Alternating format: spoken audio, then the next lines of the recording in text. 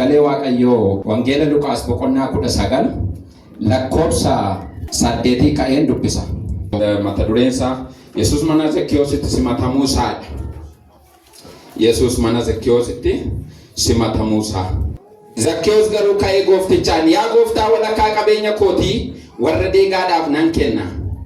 Kana malees eenyurraallee waan tokko giddisiisee fudhadheera yoo ta'eef dachaa afur nan baasaaf jedheen. Yesuus deebisee, har'a fayyinni maatii kanaaf ta'eera, namni kunis immoo ilma Abrahaamii ooyile. Fayyina mata duree jedhu wajjiniin ilaalla. Fayyina. Seenaan Zakkiyoos kuni macaafa Luqaas keessatti yookiin Wangeela Luqaas keessatti argama. Wangeelli Luqaas kuni wangeelota arfan jiran keessaa wangeela isa sadaffaa irratti argamudha. Baay'eensaa wangeelli Luqaas kuni kan inni haasa'u seenaa Yesuus Kiristoos baay'inaaf bal'inaan fayyina irratti namoota baay'een kan isaan fayyaa turanii, kan isaan hiikamaa turanii, hojii Yesuus Kiristoos hojjete wangeela Luqaas keessatti baay'eensaa barreeffameera. Namoota baay'ee otoo isaan dhukkuba fooniitti, dhukkuba hafuuraatti, dhukkuba seexanarraa, gooborraa, waan baay'eerraa otoo isaan hiikamanii argina jechuudha. Maal keessatti wangeela Luqaas kana keessatti. So walumaa galatti maal jedhaa? Seenaa Yesuus baay'ee bal'aa fi baay'ee dinqisiisaa hojii inni fayyisuu irratti hojjete wangeela Luqaas keessatti barreeffame. Maarree kanaaf iyyuu fayyina faana waan wal qabatuuf sagaleen kunis immoo waa'een Zakkiyoos, fayyinni mana Zakkiyoos ta'e kuni wangeeluma kana keessatti waan argamuu fi mata duree fayyina jedhu irratti ilaalla jechuudha. Fayyina. Egaa jechi kuni namoota hundumaaf haaraa miti. Fayyina jechi jedhu kuni haaraa miti. Fayyinni faallaa dhukkubaati. Namni fayyuu barbaadu immoo nama dhukkubsataa yookiin immoo nama dhukkuba qabutu fayyina barbaada. So fayyinni faallaa dhukkubaa akka ta'e namni immoo wantoota garaagaraatti dhukkubfachuu akka inni danda'u. Wangeela Luqaas kana keessatti yoo ilaalle namni waan baay'eetti dhukkubfata, waan baay'eetti immoo fayyaa akka ture argina. Kan inni itti dhukkubfachaa ture, namoonni baay'een jaamaa turanii, namoonni baay'een naafa turanii, namoonni baay'een hafuura hamaatiin dhukkubfachaa turanii, hafuuratti dhukkubfachaa turanii, cubbuudhaan dhukkubfachaa turanii, dhukkuba baay'eetu jira jechuudha as keessa. So fayyina jechuun walumaa galatti wantoota qaama namaa dhukkubfachiisan yookiin immoo foon namaa dhukkubfachiisan, hafuura namaa dhukkubsachiisan, hariiroo namaa dhukkubsachiisan irraa fayyuu jechuudha. Yookiin immoo nagaa argachuu jechuudha. Hiikni isaa inni guddaan jechuudha. Wantoota nama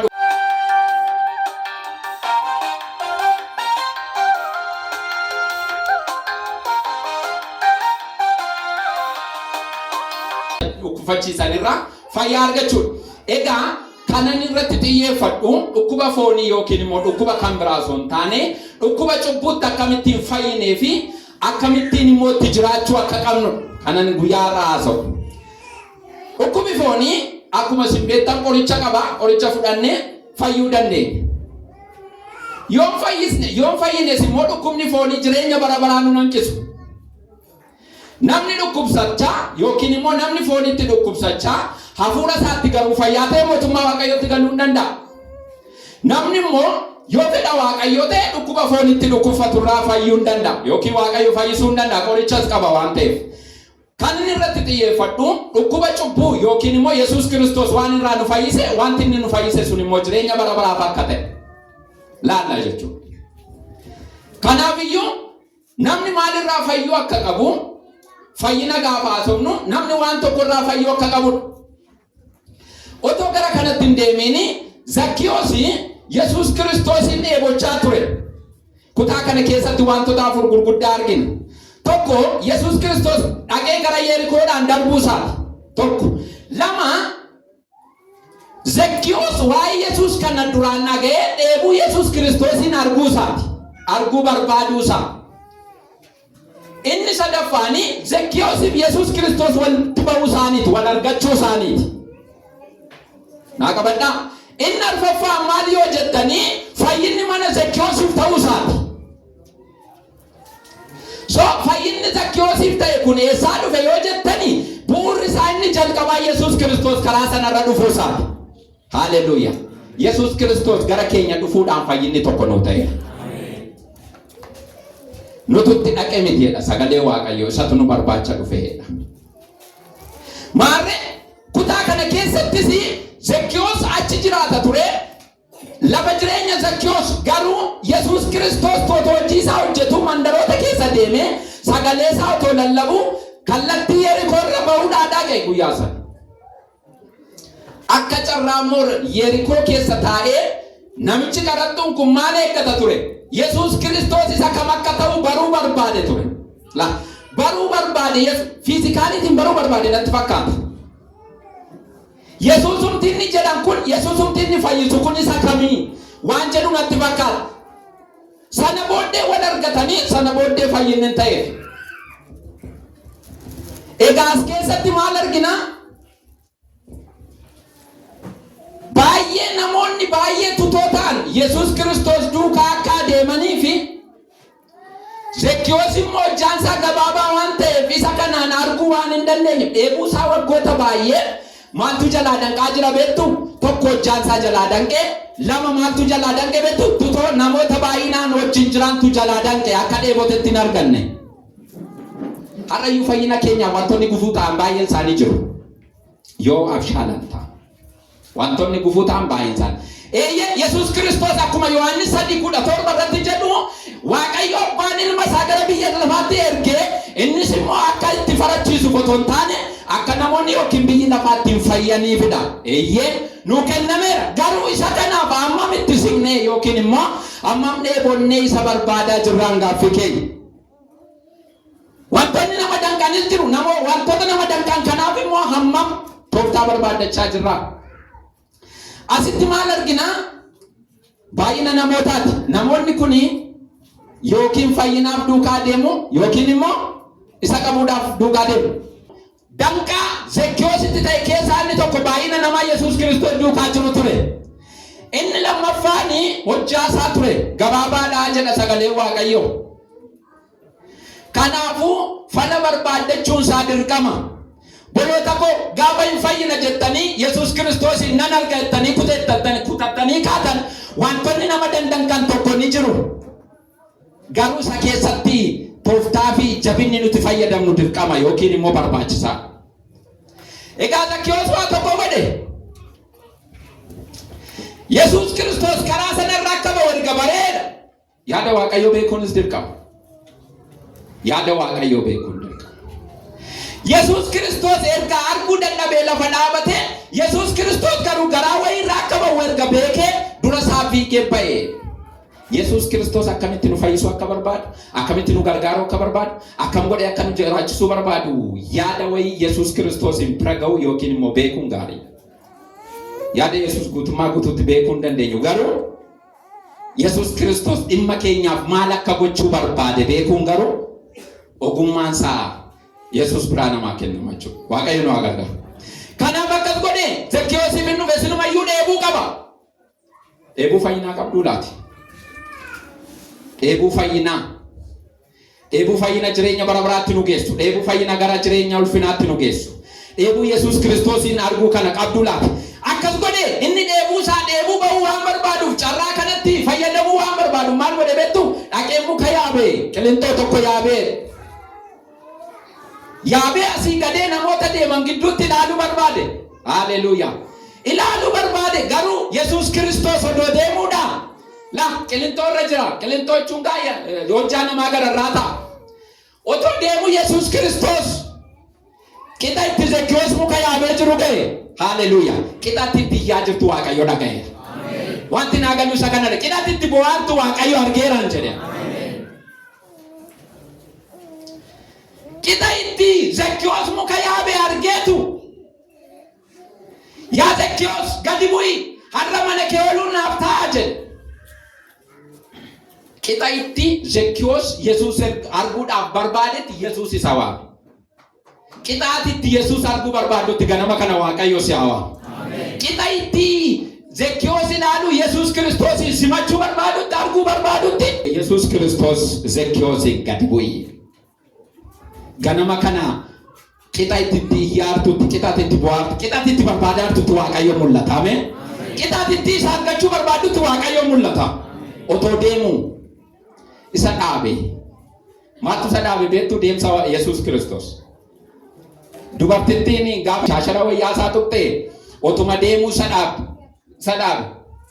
Maarree as keessattis kutaa kana keessattis Yesuus Kiristoos hojii isaaf deemaa jira. Sana gidduutti Zakkiyoos dheebotee akka jiru yaadaan galeef. Deemsa isa dhaabe. Haleluuyaa. Yesuus Kiristoos har'aa waa'ee keef hin dhaabata. Ameen. Hojii isaa irra jira yoo ta'e iyyuu hin deddeema hojii isaa hojjetaa hin lallaala yoo ta'e iyyuu gidduutti garuu dhimma kee hin ilaala. Ameen.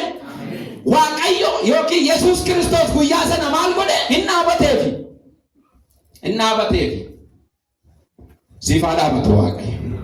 Siifaa dhaabatu Waaqayyo. Sana booddee yaa Zakkiyoos mana kee ooluun naaf ta'a gadi bu'e. Zakkiyoos maal godhedha? Dafee gadi bu'e. Fayyina keessan fudhachuuf, hiikama fudhachuuf, eebba fudhachuuf, nagaa fudhachuuf yeroo Yesuus itti nama waametti, yeroo Yesuus itti nama barbaadetti ariifatanii yeroo sanatti fayyadamuun immoo fayyina bara baraaf nama geessa jechuudha. Sana booddee Zakkiyoos dafee gadi bu'e Yesuusin simate. Sana booddee gara manaatti galan. Itti dhufna. Gara manaatti galanii sana booddee maal godhe? Namoonni illee irratti kaane garuu Zakkiyoos otoo Yesuus Kiristoos homa tokko hin dubbatin. Amala nama fayyuu barbaadu argitanii otoo homayyuutti hin dubbatin qabeenya namaa fuuteetta deebisi otoo hin jedhin ati cubbamaa qarataadhaa maaliif cubbuu hojjette otoo hin jedhin Zakkiyoos ol ka'eetu ani qabeenya namaa fuudhee yoo ta'e nan deebisaa already waan barbaadu argateera. Haleluuyaa. Fedhiin agarsiisu. Abbaani Yesuus Kiristoos nuu kenne fedhiin keenya garuu murteessaadha. Yesuus Kiristoos ko nyaatee Zakkiyoos fedhii osoo qabu ta'e nyaateema deemuu danda'a ture. Garuu wanti Yesuus Kiristoosiin gara mana Zakkiyoos geesse maal dhabeettu fedhii fayyinaa inni qabudha. Dheebuu fayyinaa inni qabudha. Beela fayyinaa inni qabudha. Beela qabeenyaa miti. Hojjetaa irra qabeenya yoo ta'e immoo badhaadhaadhaadha sagalee Waaqayyoo. Isa kanatu Yesuusin harkise. Lapheen keenya maal harkisa laati? Maal harkisaa manni keenya? Yesuus Kiristoosin harkisa moo Yesuus Kiristoos nu biraa dhiibaa laati? Maal harkisaa manni keenya? Jireenyi nuti keessa oollu maal harkisaa obboloota koo? Lapheen koo kun maal harkisaa laati?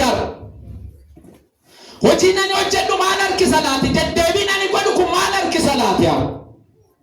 Maal harkisaa of gaafadha? Ansiniin gaafadha. Of gaafadha maal harkisaa? Lapheen koo kun maal harkisa jedhame? Dheebuun laphee kee keessa jiru maali? Maal dheebochaa jirtu?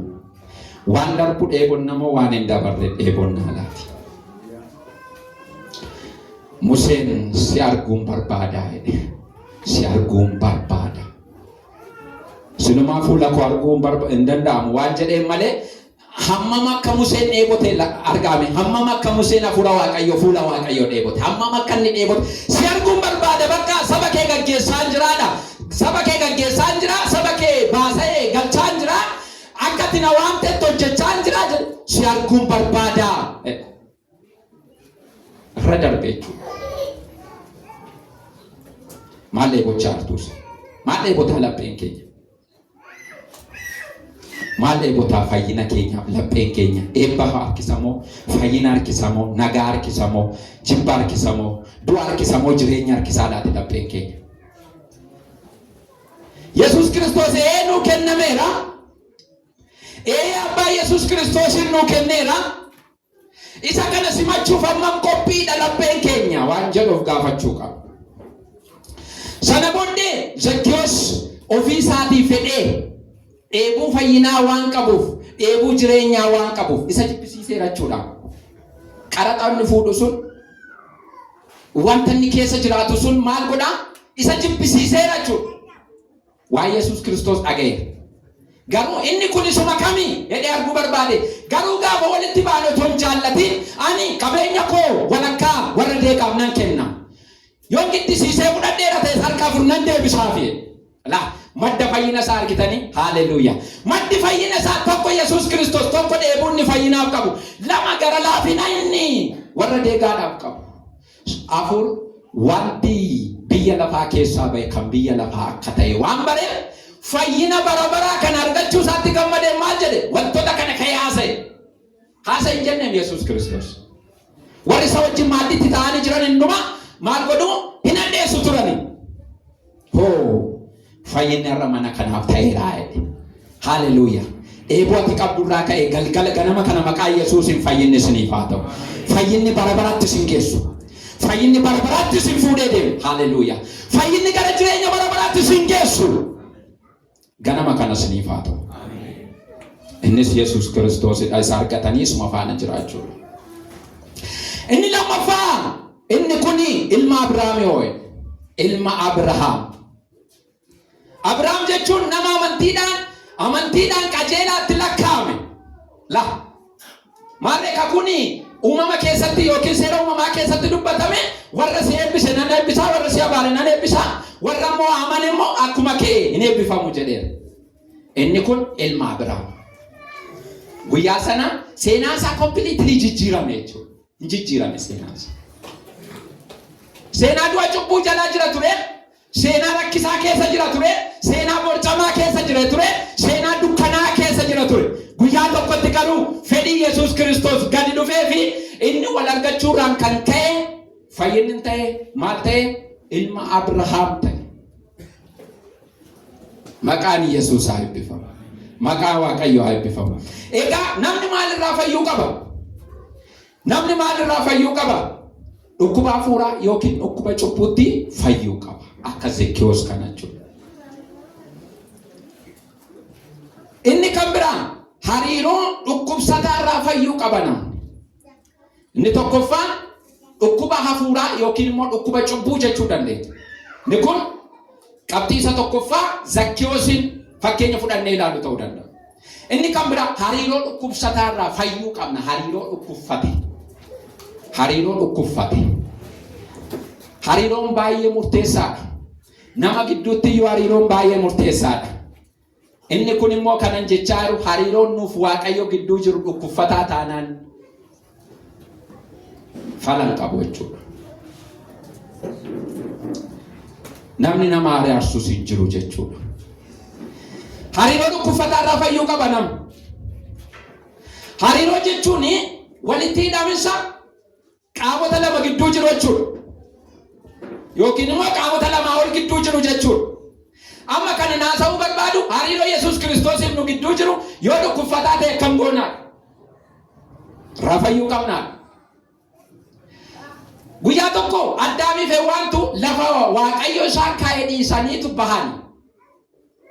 Hariiroon Addaamii fi Hewaanii fi Waaqayyo gidduu jiru ture hariiroo abbaa fi ilmummaa, hariiroo akka ofitti uummachuu isaati ture.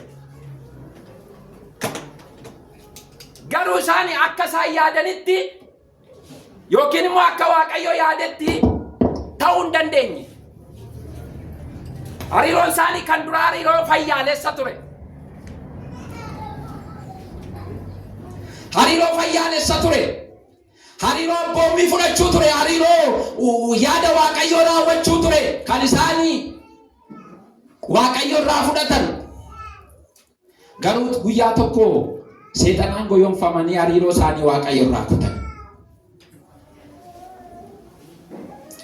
Laabboloota koo wanti hariiroo Waaqayyoo fi unuun wanti nama dhibu immoo Waaqayyo guyyaa tokko barbaacha lafa sana dhaqe. Gaafa lafa sana dhaquu isaanii lafa sana hin jiranii sanumaayyuu iji isaanii bakka baname dubbatu. Sanumaayyuu sokoksaa miilla Waaqayyoo dhaga'anii baqatu. Baqataa ta'anii. Hariiroon nuuf Waaqayyo gidduu jiru fayyaalessa miti yoo ta'e baqataa nu godha. Baqataa nu godha. Akka san argine nu godha. Akka isatti dubbannee akka ijaan jabaanne nu godha. Hin baqatanii qullaa kootii anoo qullaadha nuyi qullaa taane eenyu qullaa keessan sinitti hime. Hariiroo isaanii waan kutaniif. Wangeela Yohaannis keessatti akkuma dubbatu ani mukicha wayiniiti isin damoota yoo anatti cittan maal taatu jedhe hin gogdu ibiddatti naqamtanii gubamtu jedhe. Hariiroon baay'ee murteessaa akka ta'edha. Biqilaan tokko yoo lafa kana gadhiise yookiin immoo biyyoo gadhiise maal ta'a hin goga. Yoo goge dhumni isaa gubachuu ta'a. Hariiroon keenya Yesuus Kiristoos wajjin hin qabnu citaadha yoo ta'e akka kanaa ta'a jechuudha. Hariiroon keenya fayyuu qaba. Kadhannee argachuuf ikkoo hariiroon keenya dirqamaa jabaataa ta'uu qaba. Ati ikkoo nama hariiroo wajjin hin qabdu nama hariiroo gaarii wajjin hin qabne bira hin deemtu bara. Hin deemtu bara. Nama si jaallanne nama hariiroo kee hin qabne nama sitti citeetu bira dhaquu hin dandeessu mati. Akkuma kanaatiin Waaqayyo sikkoo akkuma kanaa dubbata. Isin anatti cittanii yoo jiraattaniidha. Homaa gochuu hin dandeessanii. Homaa gochuu hin dandeessanii. Ija godhachuu hin dandeessanii. Ija godhachuu hin dandeessaniidha. Maal fakkaata laata hariiroon keenya Waaqayyo wajjin? Iddoo isaan kaa'ee dhiisee lafa biraatti mul'atan Yesuus Kiristoos asitti isaan eega. Mee akkas waliin jedha Waaqayyo iddoo si kaa'ee sin dhabiin jedhaani. Waaqayyo iddoo sin kaa'ee sin hin dhabiin obbolo tokko. Iddoo na kaa'ee nan dhabii Waaqayyo. Hin dhabii dhaqee lafa Waaqayyo Addaamiif waan kaawwate sanaan dhabee. Already hariiroo isaanii citee jiraachuudha. Wangeela Yohaannis 15:7 irratti akka jedhu isin anatti qabatanii yoo jiraattan dubbiin koos isin keessa yoo jiraate waan barbaadaniin kadhattu isiniif ta'uuf jira. Beeziin waan kadhatanii argatanii beeziin Waaqayyoo waammatanii argatanii inni jalqabaa itti qabatanii jiraachuudha. Itti qabatanii jiraachuu. Itti qabatanii jechuun hafuuraan. Waaqayyo yookiin Yesuus Kiristoosiin akka kana akkatti qaamaan daggafachuu hin dandeenye. Hafuuraan garuu itti qabannee yoo jiraanne tokko sagaleen isaas nu keessa yoo jiraate. Sagaleen isaa nu keessa jiru taanaa waan goonu. Sagaleen isaas yoo nu keessa taa'e waan barbaaddan. Waaqayyoof waan hundumtu waan danda'amu. Haleluuyaa. Harka Waaqayyoo irra waan hundumtu waan jiruuf ofitti amanee waan barbaaddan kun sagalee Waaqayyooti. Haleluuyaa. Sagalee Waaqayyooti waan barbaaddan. Ni jalqabaa garuu itti qabatanii jiraachuudha. Hafuuraan itti qabatanii jiraachuudha. Hariiroodhaan itti qabatanii jiraachuudha. Hariiroo cimaa. Biqilaan lafarraa buqqa'e yookiin biqilaan bishaan hin qabne maal ta'a? Hin coologa. Ija hin godhatu. Namni Yesuus Kiristoos itti maxxanne ija gaarii Yesuus Kiristoos barbaadu godhachuu hin danda'u. Garuu ija gadhee godhachuu hin danda'a. Kanaafiyyuu hariiroo dhukkubsataarraa fayyuu qabna nuti. Hariiroo eenyu faana qabnu? Yesuus Kiristoos faana qabnu dhukkubsataarraa of laaluu qabnu. Inni sadaffaa yaada garaa isa hamaarraa fayyuu qabna. Maalirraa fayyuu qabna? Yaada garaa isa hamaa.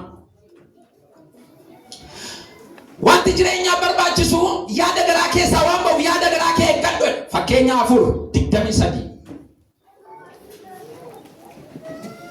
Inni kunis jireenya fayyinaa yookiin immoo bu'uura fayyinaati. Bu'uura fayyinaa.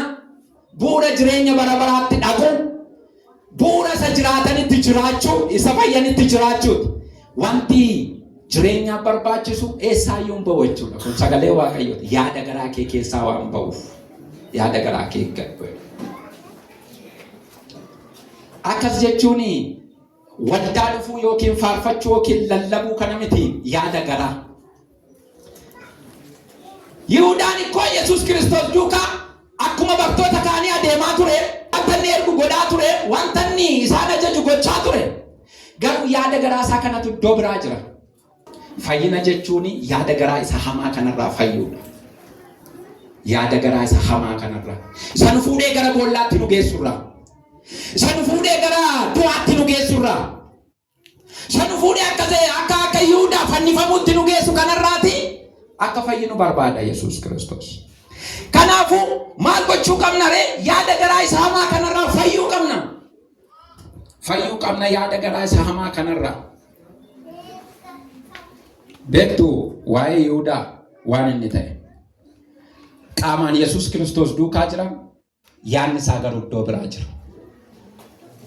Kun yaada hamaadha.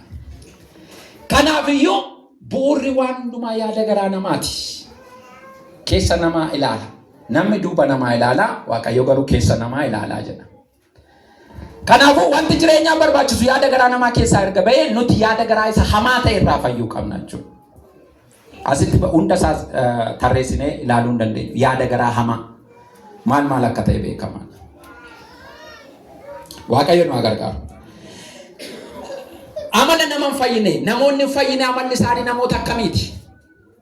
Waan irraa fayyuu qabnu dhukkuba cubburraa amma isiniin jedheera foon irraas fayyuu qabna yaada Waaqayyoo taanaan dhukkuba foonii dhukkuba garaagaraa irraa fayyuu qabna garuu kanan irratti xiyyeeffadhe waa'ee jireenya bara baraati. Kanaafiyyuu dhukkuba cubburraa dhukkuba hariiroo Yesuus Kiristoos wajjiniin qabaachuu dhabuu dharrara yaada garaa isa hamaarraa fayyuudha.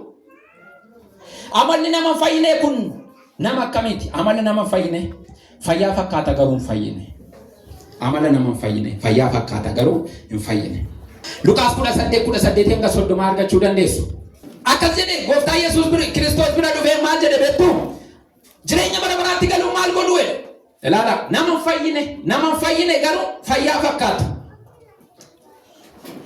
Jireenya bara baraatti galuuf maal godhu jennaan abboommii isaa eegi jedhee abboommii kanatti tarreessa.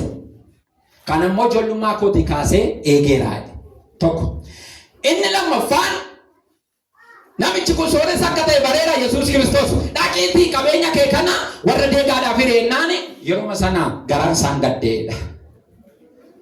Fayyaa fakkeessee dhufe hojii keenyaa waan fayyinu hin qabnu. Haaleluyyaa. Hojii keenyaan hin fayyinu obboloota koo. Inni mee amma danda'u hanarraa of eegee jarraa of eegee maalorraa of eegeetu Yesuus Kiristoos bira dhufe. Yesuus Kiristoos garuu waan tokko argateera. Dhaqiitii qabeenya kee kana warra deegaaf hiriyeedha. Hin gaddeen immoo. Hin gaddeedha sagalee Waaqayyoo. Oo Yesuus Kiristoos sana booddee akkam jedhe. Waanuma toora wayii eegganneedha. Waanuma toora wayii eeggannee isteeppii wayii lakkaawwannee fayyinu nutti hin fakkaatin obboloota koo. Fayyinni Yesuus Kiristoosiin malee hojii keenyaa miti. Fayyinni isa qaraanii irratti nuuf dhangala'ee dhiiga isaatiin malee hojii keenya nuti isteeppii wayii qabannee ittiin fayyinu hin jiru. Inni abboommota isaa gadi tarreeffatee Yesuus Kiristoos bira dhufe. Kanaafuyyuu namoonni hin fayyine fayyaa fakkaatu garuu hin fayyine waan ta'eefis godhaniiru jechuudha. Inni kan biraa of tuultotadha. Namoonni hin fayyine of tuultotadha. Hin fayyine taanaan of tuula namni. Maayinaan namni fayyee amala Yesuus Kiristoos agarsiisuu qaba. Innume namni fayyee amala Yesuus Kiristoos agarsiisuu qaba. Amma danda'e. Maana Yesuus Kiristoos gad of deebisee dhufe kaa. Gad of deebisee waan dhufeef namni of tuulee fayyeedhaan jennu nuti. Namni of tuulee fayyee. Luqaas 18 keessa jira lakkoofsa 9 hanga 14. Kadhata namicha farisichaa fi namicha kadhata fuudhu tokko argina achirratti immoo. Luqaas 18:9 hanga 14. Farisicha tokko jira, nama kadhata fuudhu tokkotu immoo jira. Inni farisichi ammas maal godha beektan? Akka namoota kanaa waan nan gooneef fayyeedha akkasaaf. Akka namoota kanaa waan nan gooneef please akka baduu waan nan gooneef jettanii Waaqayyoon hin galateeffatina. Comparing godina baga akka namicha kana waan nan gooneef isa kadhata fuudhu isa cubbamaa kana waan nan gooneef sin galateeffadha. Farisicha of tuula. Ofisa fayyeera kaan. Garuu fayyina dhugaa kanan fayyine itti fakkaate malee. Namichi inni kadhata fuudhu cubbamaa ofiin jedhumoo araara naa godhi maaloo yaa Waaqayyoo. Yoo dhattanii dubbistan namicha isa kadhata fuudhutti fuula isaa agarsiise Waaqayyo. Namicha sagad deebi'aatti. Yeroo tokko fayyineerra qulqulluudhaan lallabaan tajaajila jenneetu ol of kaasuu barbaanna kompeera gochuu barbaanna. Akka ishee sana akkasa kana waan nan gooneef siyaa galatu. Nagaamu. Inni kun amala namoota hin fayyineeti fayyaa fakkeessu garuu hin fayyine. Kanaaf iyyuu obboloota koo fayyinni maal akka ta'e argachuu qabna. Pointii inni guddaan narraa jiru fayyinni maalii isa kami fayyinni? fayyina kan argachuu qabna barbaadanne. Yesus Kristos fayyinaaf gara biyya lafaa akka dhufe beekamaan isa fudhannee isatti jiraachuudha fayyina. Fayyinni namoonni tokko immoo akkas jedhu fayyeeraa jedhu. Fayyeeraa namoota fayyine fayyeeraa jedhu. Maaliin fayyitee watte har'a ayyaanaan fayyine jedhu. Yesus Kristos si'a tokkoof du'e malee fayyinni keenya eventii si'a tokkotti ta'u miti yookiin taatee si'a tokkoo miti. Hin jiraatama fayyinni. Yesus Kristos si'a tokko du'e garuu nuti fayyinicha hin jiraanna malee si'a takkaa fayyinee si'a takkaa achumaan galla miti. Waan lamatu walliita akkan wangeela kana keessatti yookiin immoo akkan argetti waan lamatu walliita. Inni tokko warri Galaatiyaa seera eeganiitu fayyina isaanii mirkaneeffachuu barbaadu ture. Seera kana lakkaa'uun anna qabaa jedhu maaloo jedhu fayyina isaanii karaa kana fiixaan baafachuu barbaadu ture. Garuu Phaawulos lakkii jedhe. Inni bara kana immoo fayyina kana bira geenye fayyina kana irra utaalle. Warra Galaatiyaa wanti rakkise fayyina kana bira ga'uu dadhabani bakka itti dheerate fayyinni kun baruu dadhabani hubachuu dadhabani. Bara kana garuu ayyaanaan fayyina jenneetu irra utaalu. Bira ga'uu dadhabuu fi irra utaalu. Fayyina miis ta'e. Tiitoos irraa ilaaluu dandeenya. Tiitoos boqonnaa 2:11-12. Waaqayyo ayyaana isaa isa nama hundumaa fayyina kennu mul'iseera. Garuu ayyaanichi garuu ayyaanichi jedha 12 irratti. Gara Waaqayyoon beekuutti, gara qajeelinaatti guddachuutti, gara isaaf jiraachuutti nu geessa malee waan irra nu taasisu hin qabu jechuudha. Gara balleessaatti, gara du'aatti, gara ufadhuu dhabuutti nu geessuu hin qabu ayyaanichi. Sheekana kanaaf hubattan hin barbaada. Fayyina keenya irra utaaluu hin qabnu. Fayyina keenya irra utaaluu hin qabnu. Bara durii kan nama rakkisu fayyina kana bira ga'uu dadhabuudha. Akka warra Galaatiyaa, akka warra Yihuudii, warra namannee jechuudha. Bakka itti dheerate bakka isaan rakkise Yesus Kristos kana fudhachuun ayyaanichatti qabamanii jiraachuun isaan rakkise. Amma immoo argannee bira geenye bira dabale. Garuu fayyina inni sirrii isa kam yoo ta'ani fayyina isa argatanii wajjuma jiraatan akkuma isaatti. Argatanii itti jiraatan. Irra sallaluus hin barbaachisu, hanqachuunis hin barbaachisu jechuudha. Maqaa Waaqayyoo eebbifamu. Waaqayyo isa kanatti akka jiraannu nu haa gargaaru. Namni fayyina inni kan biraa araara gochuu hin danda'u. Hin fayyine taanaan araara gochuu hin dandeessu. Akkuma sila jedhe tootaalii isaa fayyina jechuun amala Yesus Kristos qabu ture qabaachuudha. Yaada garaa isa Yesus Kristos qabu qabaadhaadha. Waan jeef jaalalli keessa hin jiru namoonni hin fayyine. Waaqayyo malee jiraatu namoonni hin fayyine. Waaqayyo garuu nu haa gargaaru. Namni maaliin fayyaa? Erga fayyinni akkas ta'e erga fayyuun nu barbaachisa maaliin fayya namni Yesus Kristos ofiisaa arga nu laate Yesus Kristos maan fayyana? Maaliin fayya Yesus Kristos kan biraan jiru? Namni maaliin fayya Yesus Kristos hin fayya? Yohaannis 3:17 Waaqayyo biyya lafaatti farachiisuuf miti. Biyya lafaa isaanaa fayyuuf ilma isaa biyya lafaatti erge malee jedha. Kanaafiyyuu fayyinni Yesus Kristos malee kan biraan hin jiru. Ija jabaanneen dubbadha sagal. Seera nuti eeggannee yookiin immoo wantoonni nuti lakkaawwannee ittiin fayyina jennu hin qabnu nuti. Fayyinni Yesus Kristos malee hin jiru.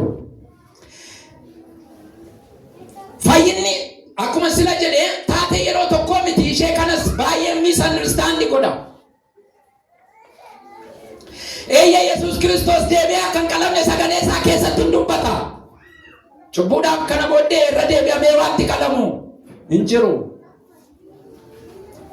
Taateen si'a tokkittii ta'e taatee Yesus Kristos fannoo irratti dhiiga isaa nu dhangalaasedha. Malee taateen nuti fayyina keenyaaf guyyaa tokkotti fayyineerra jennee galu. Maadha sagalee Waaqayyo? Yeroo amanne caalaatti amma yeroo fayyinaa nutti dhiyaachaa la. Yeroo amanne sana fayyine taanaan immoo bakka innumee ture. Garuu yericha caalaa yeroo amantan caalaa yeroo fayyina ammaa nutti dhiyaachaa jira jedheetu dubbata Phaawulos. Kanaafiyyuu fayyinni ani fayye yeroo wayiiti jettanii yoo yaaddan no. Yeroo wayii fayyinee achumaan galle yookiin immoo achumaan dhume miti. Ayyaanichee mul'ateera ayyaanichee. Akka ayyaanichi mul'atetti itti jiraachuun immoo kan keenya. Fayyina keenya eeggachuun kan keenya. Ameen. Fayyina keenya eeggachuun kan keenya. Inni kan biraa hafuura qulqulluudhaan. Maaliin fayyanam? Hafuura qulqulluudhaan. Tokkoffaa Phexros 2:2 akka mucooliin reefu dhalatan aannan barbaadanitti isinis fayyinaaf haleluuyaa. Ittiin guddachuudhaaf yeroo hundumaa dubbii hafuuraa saattummaan keessa hin jirre akka aannanii sana dharraa. Namni maaliin fayya? Hafuura qulqulluutiin fayyana. Innis immoo akkuma dura kaase garuu dharra'uu yookiin dheebochuu irraa dhufa. Hafuurri qulqulluu fiigee namatti hin galu. Akka mucooliin reefu dharraa maa jechuudha? Mucooliin aannaniin guddatu yookiin immoo otoo dhoowwatanii iyyuu hin iyyu jechuudha mucooliin. Akka kanaatti isinis fayyinaaf, ittiin fayyuudhaaf, ittiin guddachuudhaaf yeroo hundumaa jedhana. Yeroo hundumaa ittiin fayyuuf, ittiin guddachuuf maal godhaadhe? Si'a tokko hin jenneem. Si'a tokko guutamaa galaa baqaa, si'a tokko guddadhaa galaa baqaa hin jenne. Yeroo hundumaa dubbii hafuuraa saattummaan keessa jiru. Wanti baay'een hattummaa qaba baasee. Wanti baay'een rakkisaadha. Wanti akka hafuura qulqulluu hin jiru. Hafuurri qulqulluu waan hundumaa namaa ibsu. Hafuurri qulqulluu nama hin goyyoomsu. Hafuurri qulqulluu dudduuba deebee sitti hin hamatu. Hafuurri qulqulluu dadhabbii kee lakkaa'u baasee. Hattummaan keessa hin jiru hafuura qulqulluu. Isa kanatti qabamnee akka jiraannu Waaqayyo nu gargaaru. Haleluuyaa. Kanaaf yeroo hundumaa maal warra yeroo hundumaa dheebotan nu haa godhu Waaqayyo. Yeroo hundumaa dubbii hafuuraa saattummaan keessa hin jirre akka aannanii sana dharraa. Ani fayyinaa sagalee Waaqayyoo yookiin immoo mataa masaa Yesuus Kiristoos hafuura qulqulluu inni sadaffaan ayyaana Waaqayyoo. Ayyaana Waaqayyootiin fayyina. Akkuma nama isiniin jedhe Waaqayyo ayyaana isaa isa nama hundumaaf fayyina kennu mul'iseera. Waan ittiin fayyine kana akkoo namni nuun laanne namarraa waan tokko iyyuu fudhanne mati fayyina keef yaaddaniittu. Haleluuyaa. Namarraa waan tokko iyyuu lakkaawwanne fayyuudhaafati. Yesuus Kiristoos isa waggoota 2,000 darbanii fayyina yookiin immoo ayyaana mul'ise sanaan fayyine malee nuti. Isatti jiraachuun immoo kan koof kan keessan. Waaqayyo immoo nu gargaaru. Ergaa Phaawulos gara Tiitoos barreesse 2:11-12 nan dubbisa. Waaqayyo ayyaana isaa isa nama hundumaaf fayyina kennu mul'iseera.